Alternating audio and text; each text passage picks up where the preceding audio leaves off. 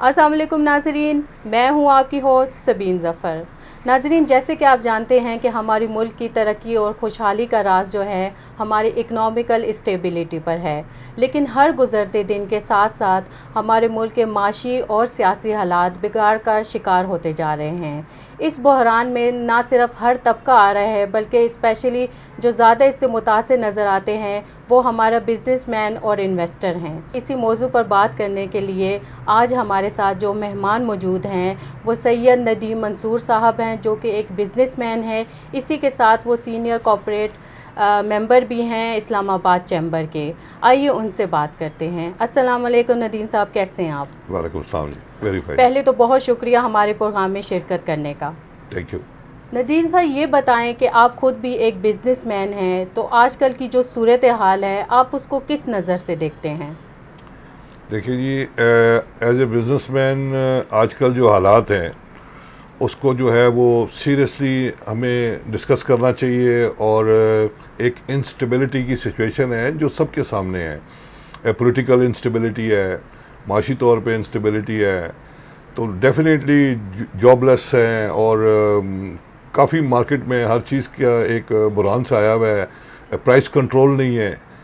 इन सारी चीज़ों के इफ़ेक्ट्स जो हैं वो एक हर बिजनेसमैन को पड़ते हैं। इसमें तो कोई शक नहीं है। इंस्टेबिलिटी क्रिएट हुई हुई है, इसको मैनेज करना जो है सारे इदारों का काम है कि वो इसको मैनेज करे, ना कि सारे तरफ से ध्यान हटा के किसी एक आध मकसद के पीछे लग जाए जिसका डायरेक्ट इफेक्ट जो है वो पब्लिक पे हो।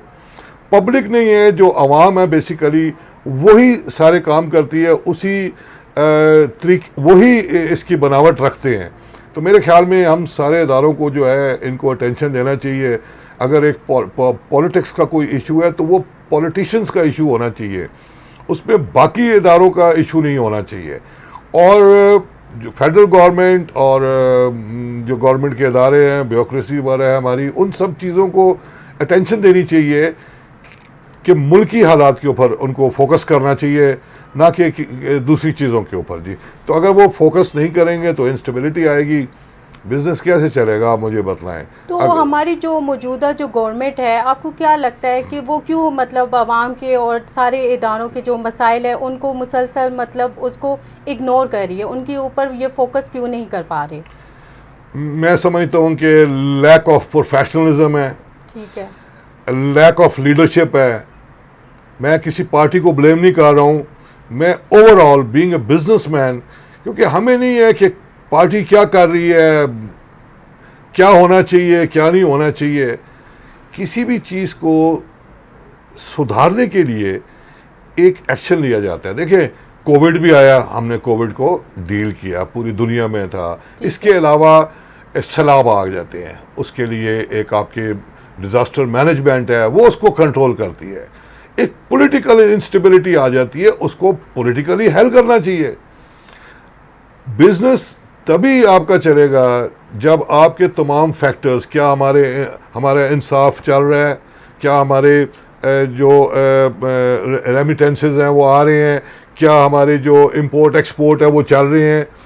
हमने इन्फ्लेशन को देखे 45% तो इन्फ्लेशन हुई हमारी जी। आप मुझे ये बताएं, अभी फिर आपके जो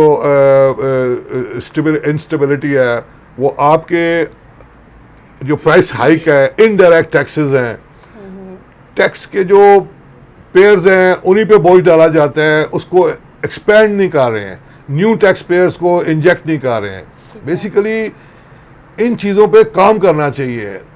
बाकी चीज़ें जो पॉलिटिकल विंग है वो पॉलिटिक्स के ऊपर काम करें, हमें उससे कोई नहीं है। बट लेकिन नदीम साहब, ये भी देखें कि हमारे पास इतने मतलब इकोनॉमिकली इतनी रिसोर्सेस ही नहीं है मौजूद हैं पाकिस्तान में, कि आप ये देख रहे हैं कि मौजूदा सूरत हाल तो पाकिस्तान के डिफ़ॉल्ट होने की तरफ इशारा कर रही है। तो इस सूरत हाल में आप क्या समझते हैं कि हम स्टेबिलिटी की तरफ कैसे जा सकते हैं?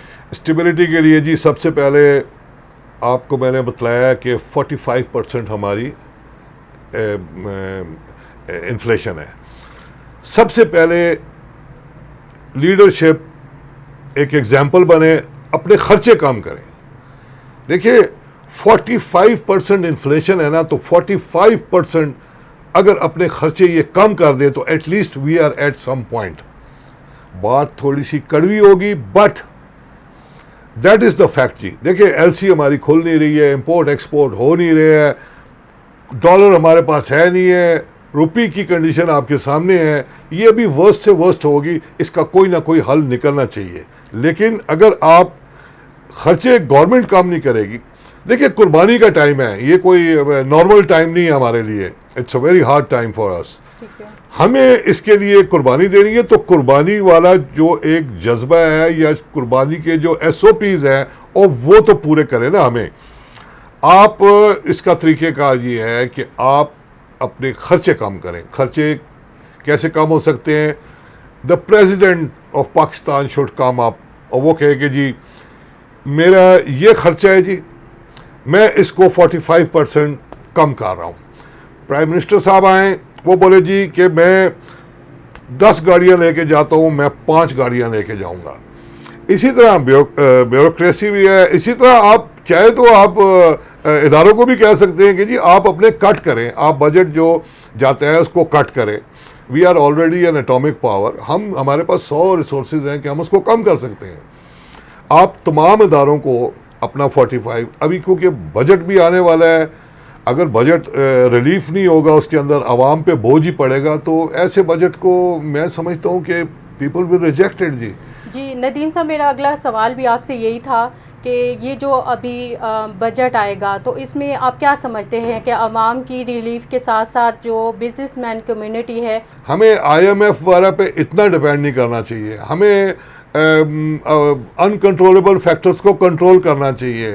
ये पॉलिटिक्स की साइड पे हर चीज़ जो है उसको पॉलिटिक्स से कर देते हैं। बल्कि मैं ये कहूँगा कि नेक्स्ट टाइम जो पार्टीज ये इलेक्शन वगैरह आए तो ऐसी चीज़ हो तो जो पार्टी आती है उसको सबसे पहले बतलाया जाए कि हम इतने खसारे में हैं, हमारा ये लोन है, हमने इतना है, अगर आप इन चीज़ों को कर सकते हैं हैंडल तो you come in the elections. देखिए हम टेंडर्स में जाते हैं, इसी तरह जाते हैं, वो हमें सारी चीज़ें बतलाते हैं कि ये रिक्वायरमेंट्स हैं जी, इसको मीट करना है, जो कोई आता है जी। तो सर आपकी नज़र में IMF की क्या क्या ऐसी शराइत हैं जो हुकूमत से मनवाना चाहती है, क्योंकि वो मुआहदा नहीं कर पा रहे, तो हुकूमत को ऐसी क्या मतलब उनके साथ डीलिंग करनी चाहिए जिसकी वजह से वो हुकूमत के साथ, गवर्नमेंट के साथ कोऑपरेट कर सकें?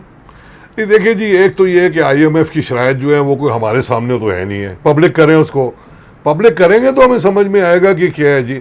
अब कोई कुछ कहते हैं अगर कि ये मसाइल हैं तो ये मसाइल हल करना उन्हीं का काम है, और अगर हल नहीं हो रहे हैं तो ये फिर हमारा फेलियर है।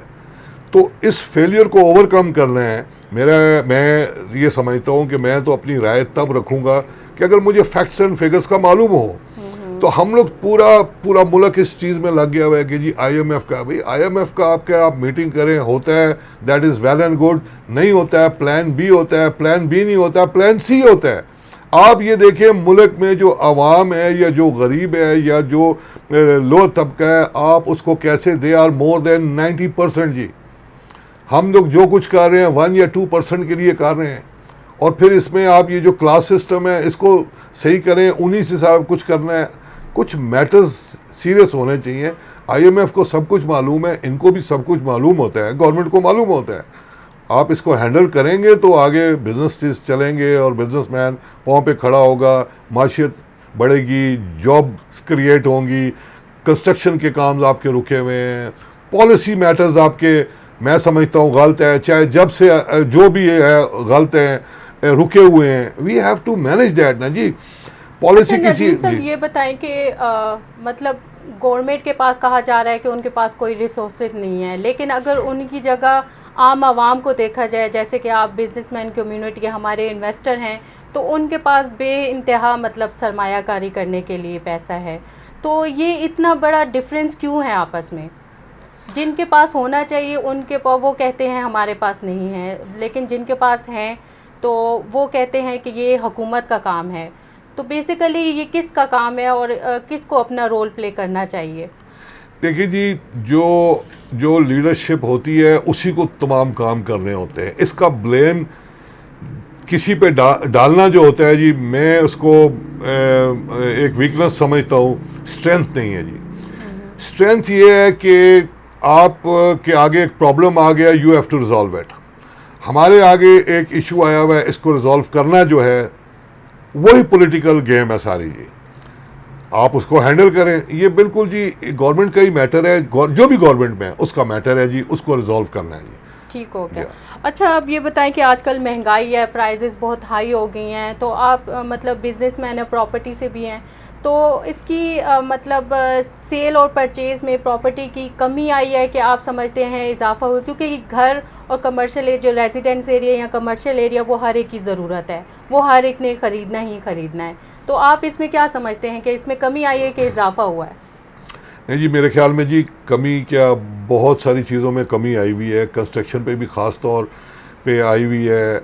आपके मैं देख रहा होता हूँ हर रोज़, चाहे वो फर्नीचर वाले हों, चाहे वो कंप्यूटर्स हों, चाहे वो कंस्ट्रक्शन वाले, रियल एस्टेट वाले हों, तमाम लोगों में प्रॉब्लम्स मौजूद हैं जी। आप वो लोहा जो है उसकी कीमत देख लें किधर चली जाती है। आप इन चीज़ों को देखें, और फिर मेन चीज़ ये है कि जो जॉब्स हैं वो रुक जाती हैं, तो बर्डन जो है वो हुकूमत पे पड़ जाता है। पर लेबर आपकी सड़क पे खड़ी हो जाती है, वो अपने घर क्या करे, यहाँ से आपका काम शुरू हो जाता है जी।